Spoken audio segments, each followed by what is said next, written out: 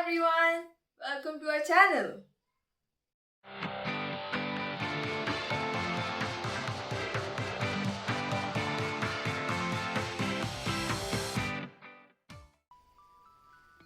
I hope you're all having an amazing day. As we mentioned in the previous video, we're going to cover some basic principles of insurance which are very important. Let's begin with the first principle, which is principle of utmost good faith, also called uberrima fides or uberrima fide. My father is going to tell you more in detail about it. So stay tuned. Hello friends, as I mentioned, today we will cover one of the basic principles of insurance, which is utmost good faith. The business of insurance aims to protect the economic value of assets. As it is very clear, the insurance gives you financial compensation. Through a contract of insurance, the insurer agrees to make good any loss on the insured property that may occur in course of time in consideration for a small premium to be paid by the insured. Here, every word is very important. Insurer, that is the company which is offering to insure the risk belonging to the property owner, that is insured. Insurer agrees to make good any loss on the insured property that may occur. So the probability should be low probability, not high probability. So in case if a loss occurs, they agree to make good any loss on the insured property in course of time, that is for a specific period of time. The contract is valid for a specific period of time. Let it be 1 year, let it be 6 months, 3 months, whatever time the duration the policy stipulates. During that time, if any event or any kind of loss occurs which is specified in the policy, then the insurance company will financially compensate against a premium, that is small premium which they take. So that is the first starting point of a contract, that the premium is paid and the contract will start. And that premium should be paid by the property owner, that is the insured. Insurance contracts are subject to additional principles apart from the mentioned essentials of a valid contract. I'll read out from the slide. The first and most important is principle of utmost good faith. Next, principle of insurable interest. Next, principle of indemnity. Principle of subrogation, principle of contribution, and principle of proximate cost. These distinctive features are based on the principles of law and are applicable to all types of insurance contracts. These principles provide guidelines based upon which insurance agreements are undertaken.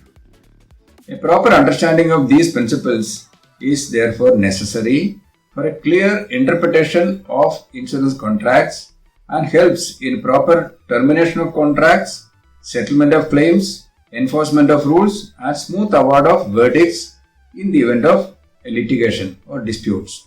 I'll clearly read the wording of how principle of utmost good faith is defined. A positive duty voluntarily to disclose accurately and fully all facts material to the risk being proposed, whether requested for or not. In case of insurance, the service which is given back by the insurance company is financial compensation, which is intangible in nature. Here, the required facts relate to the proposer, those that are very personal and known only to him. There are certain intricacies for every business activity. Maybe manufacturing process or the raw materials which are being used, only the insured knows the intricacies involved in that. That is why it says facts material to the risk being insured. The law imposes a greater duty on the parties to an insurance contract than those involved in commercial contracts. In the case of commercial contracts, entire agreement is put in black and white and agreed upon between both the parties of the contract. So that is how the commercial contracts operate. Whereas in the case of insurance, everything you will not find in black and white, but lot of things are going by the spirit of insurance. Again, coming back to the word utmost good faith. So whatever details the property owner offers or declares, it is taken and accepted on face value, and the policy is issued, the contract starts. In the event of a loss, if there is a deviation from whatever information is provided by the property owner, then the repercussions could be negative. The claim can get denied also. That we'll discuss in detail later on. Non-disclosure of any fact may be unintentional on the part of the insured. Even so, such a contract is rendered voidable at the option of the insurers, and it can refuse any compensation. So, there are some cases where the insured or the property owner is not aware that certain information is very vital and very much needed for the insurance company to decide what is the level of risk which they are undertaking. So, out of unawareness, he may not give certain information. Still, when a loss occurs, the insurance company comes to know that certain key information which are very vital for the insurers to decide about the seriousness of the risk has not been brought to their notice. At their option, they can deny a claim. So, we come back to the vital point that revealing all peculiar, very, very key information pertaining to the business activity, pertaining to the products being involved in the business activity, is the duty of the insured or the property owner. Same thing applies to the insurance company. The utmost good faith has to be maintained by both insured as well as the insurance company. What are the duties on the part of the insurance company? When a new project is taken up, when the party is proposing for insurance, he is making certain information available for the insurance company. Insurance company will keep asking for more information, he is providing. So, in the process of collecting more information, it is the duty of the insurance company also to tell and advise the insured, the property owner, about why certain informations are being called for. In the event of a loss, what they will insure, what the policy will cover, what the policy will not cover.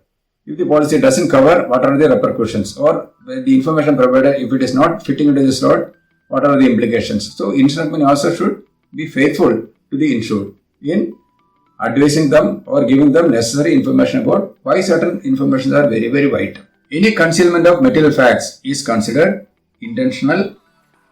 If it is considered intentional, then it amounts to a fraudulent approach from the property owner. A fraud approach or fraudulent approach will make the policy voidable and the claim will be absolutely denied. I'll tell you one small example. Most of the bulk drug units, they use different types of solvents in their manufacturing process. Most of the solvents, they have low flash point. Flash point means the temperature at which the vapor of such material can catch fire in the event of the smallest ignition source. The solvent on its own may not catch fire, but when there is a smallest ignition source, the vapor present there, it will just catch fire at temperature, at low temperature. Now, normal temperature is around 35 degrees. So, if the flash point is more than 35 degrees, it is not that hazardous. If it is less than 32 degrees or 30 degrees, it is very, very hazardous. That means any smallest ignition can trigger a fire. Such information should be brought to the notice of the insurance company when the policy is, when the property is proposed for insurance. So, the insurance company will exactly decide what level of seriousness is there for the risk, and they will appropriately charge the premium and the policy is drafted. So, I'll just summarize that giving all necessary key information of the intricate activity of a manufacturer or of a proposer is very much important for the property owner, and whatever information is given, that is taken on face value, accepted, and a policy is issued on utmost good faith. If there is any deviation from whatever information provided, when a loss occurs, naturally the policy, the premium, the claim will get jeopardized. That's it for the day.